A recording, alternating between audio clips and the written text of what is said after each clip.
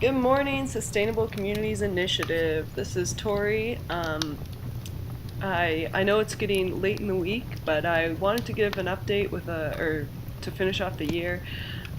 So I hope this helps to shed some light on the beginning of 2013 with our group. I'm very excited about it, but I'm also very excited about the holidays, and I hope all of you are too. I'll send a reminder update earlier in the year, but for now, I'll leave you with this. Instead of having me on the video, I thought it would be more festive if my voice was over a festive video, so I hope you enjoy that aspect of this week's update. February. Oh, sorry, not starting with February. So in hopes that you will gather as much from this video about the new year as possible, I'm going to start by not going chronologically. I'm going to start talking about some dates in the new year, and then I'll go back and recap some of the stuff that's happened over December because this is a long overdue update. So first off, January. Lots of meetings planned in early January for mentorship. I think experiential learning has some other communications pieces. So looking forward to those. If you're curious about any of them, I guess ask me or reference the Google Docs calendar. The first, I think, big dates in January are January 21st and 22nd. The Sequeja board and youth team are going to have a meeting to discuss their internal roles and responsibilities. That'll be held in Fort Mac, and we're making arrangements for it right now with the help of Shirley and Lynn and others. Wanda, of course, Sherry, etc. The other thing that week for Sequeja is the PD day was canceled. That was going to go on in early December due to a death in the community, and so we've rescheduled that for January 25th. That's a Friday. They'll probably have the afternoon again. They're still considering how to facilitate that afternoon, and been some talk that it might involve experiential learning aspects.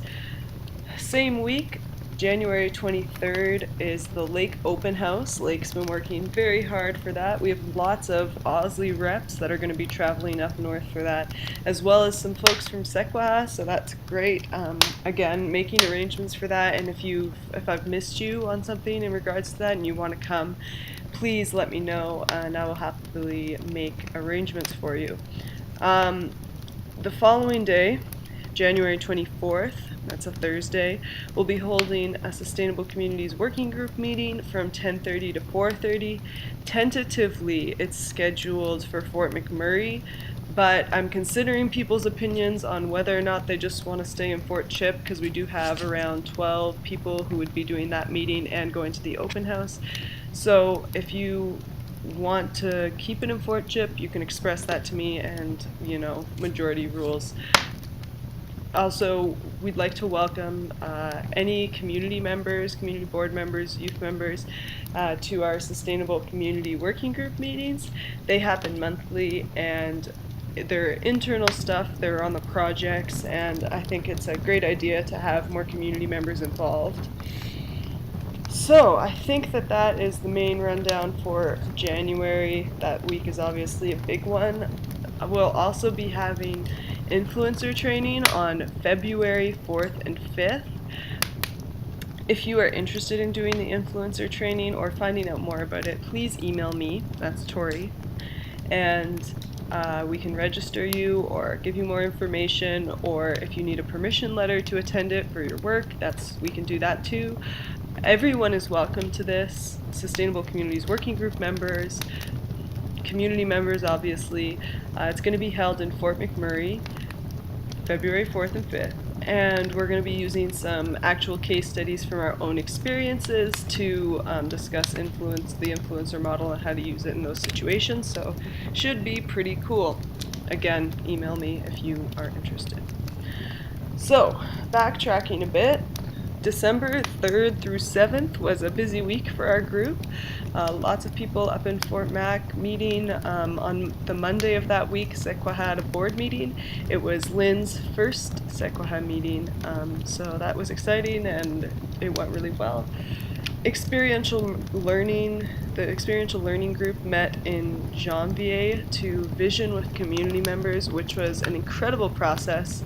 We found a lot of shared vision, figured out some common language and understanding of the project. Huge thanks to Mike Mercurdy, Dolores Cardinal, Cheyenne Black, and Brian Janvier for their input and opinions. It was so nice to be able to discuss it with community members. Carrie and Beverly of Experiential Learning were meeting in Calgary this past week, and they've been looking through curriculums, like various curriculums, and figuring out what might fit for communities and what are the best things out there and what sort of things we want to incorporate in our experiential learning process. Out of those meetings, there's been a decision that Stanley from Vantekwichin, who is an elder who does all sorts of experiential learning teaching in the Yukon, will be coming to Janvier and Fort Chip from January 20th-ish to early February. So he'll be doing stuff with us. He'll be working in Janvier to connect with elders in the community, doing demos of what experiential learning is and how he teaches. And he's also going to be participating in a PD day at Fort Chip School, ACDS, and that's on February 1st. And also possibly the Sustainable Communities Working Group meeting. Experiential Learning is also working on launching their Incentive Challenge, which should be happening in the new year. We'll be searching for new ideas on curriculum, new ideas on how to integrate communities and education in an experiential way. There was a mentorship meeting on December 5th or 6th? No, 5th, and it was very productive. We were working towards finding a framework to expand out from our current group, the whole mentorship. Actually, we're calling it collaborative coaching now, or co-mentorship, because we all learn in many directions, not just one person to the next. So more to come on the new year, in the new year on that. Cultural Connections is looking to solidify partners and create a study on social benefits to show why internet in Janvier is viable and necessary. So again, more to come on that in the new year. Tulio and the Carleton team have been working on collaboration research and I guess getting our model into academia. They're trying to give us a taste of that research by providing collaboration cookies, which describes 3 articles of interest to them and probably to many of you. If you'd like to see those articles in full, please ask me or Tulio directly. There's a change in copyright laws, so we can't put them on Google Docs anymore, unfortunately. In the new year, we're hoping to implement a regular lunch and learn session where Tulio could share his findings with us in a more in-depth way than the collaboration cookies, or we could discuss a certain issue and hopefully get some more communication and, you know, just figure out what is Tulio doing out there in Ottawa. So, Sekwaha, first off, this is from last month, but big congratulations to the youth team. They put on a really awesome youth and elder dinner. They were cooking up a storm and made some great roasts and potatoes and whatnot. It was really nice to be able to attend that, and I think they got good attendance, so yeah, so that was in November, but congratulations to the youth team on putting that together. Lake is obviously working hard on the open house. We've got a great committee of people from Lake and like Osley at large.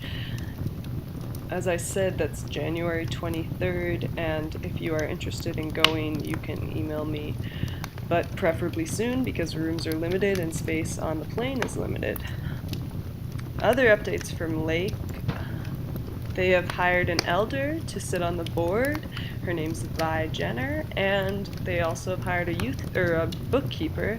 They're working on hiring a youth coordinator. The interviews are complete, and they will probably be able to officially announce that very soon. Also, you'll probably be hearing more about Sam going up to Fort Chip in the new year. as he tries to help get more youth engaged in the initiative and just more involvement on the board, I guess. We've also been approved for a conference. We, as in Osley Sustainable Communities at Large, have been approved for a conference in June. We put forward, Tulio put forward a request to do a workshop, and so I will send more info in the new year on this, but it's an opportunity for community members and Osley reps alike to participate. It will be in Vancouver and will probably be a couple days. I think it's something on organizational change and change in organization, so should be very interesting. That's all I can think of for now. I'm wishing everybody a happy holiday and a happy new year. We look forward to seeing you again in January. That's all for now, folks.